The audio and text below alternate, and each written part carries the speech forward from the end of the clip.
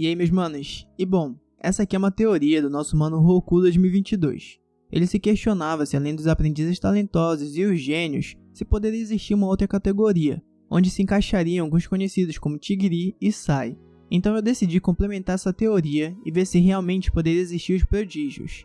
E agora, se puder, já deixa o like, comenta e aproveita e hype o vídeo. Dessa forma o YouTube vai entender que o conteúdo é legal e vai mandar para mais pessoas. E agora sim, bora pro vídeo. Antes de introduzir os prodígios, temos que entender melhor como funcionam os gênios e os aprendizes talentosos. Primeiro, os aprendizes. Eles são jogadores que possuem talento acima do comum. Eles entendem que não são perfeitos, sabem suas limitações e usam o estudo, a lógica, os treinos e a adaptação tática para evoluir. Eles aprendem rápido e analisam o jogo. Eles compensam suas fraquezas com inteligência. Um grande exemplo é Isaac. Ele não nasceu o mais rápido, nem o mais forte, nem o mais habilidoso, mas ele é um dos que melhor aprende, se adapta e evolui durante os jogos.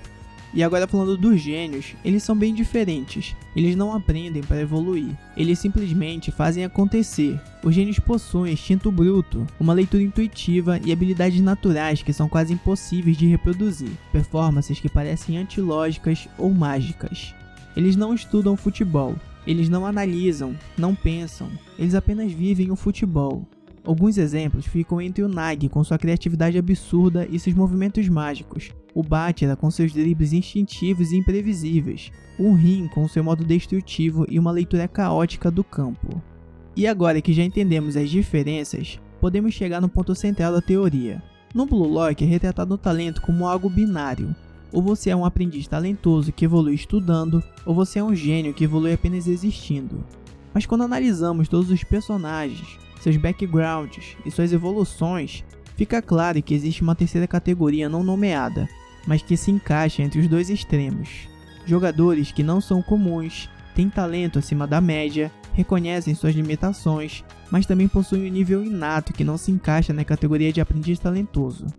E esses são jogadores que poderiam ser chamados de prodígio.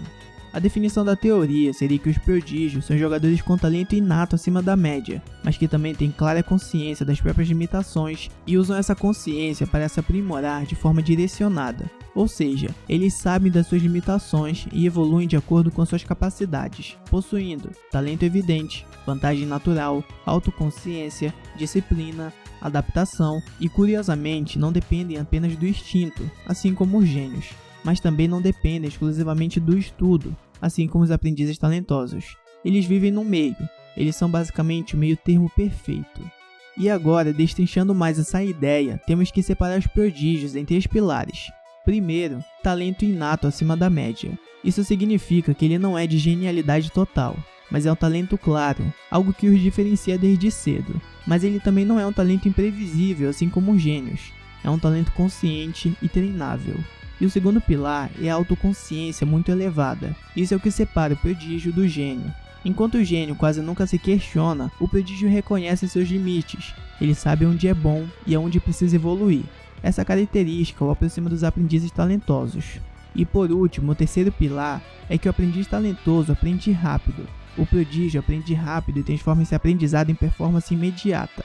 Ele converte informação em vantagem. Ele é um jogador que cresce de forma consciente, mas usando um talento alto como base. E agora irei citar alguns exemplos de prodígios e como eles se encaixariam nessa categoria. Primeiro eu quero falar do Tigri. A sua maior arma é a sua velocidade absurda, mas uma das suas limitações é o seu físico e sua resistência. Não tanto agora, depois do seu treinamento com Chris Prince. E ele também tem muita autoconsciência. Ele reconhece suas fraquezas. E agora, sua evolução.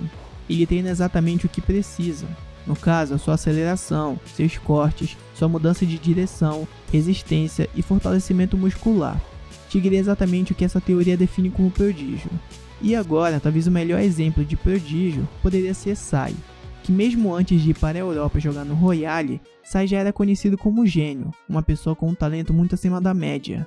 Mas que quando chegou no exterior, ele deu de encontro com um ambiente mais forte, e foi obrigado a se moldar, estudar o futebol e sendo mais analítico, reorganizar seu estilo, analisar o campo e evoluir taticamente, começando a sobreviver nesse ambiente e evoluir para devorar seus adversários com a tática, precisão e frieza.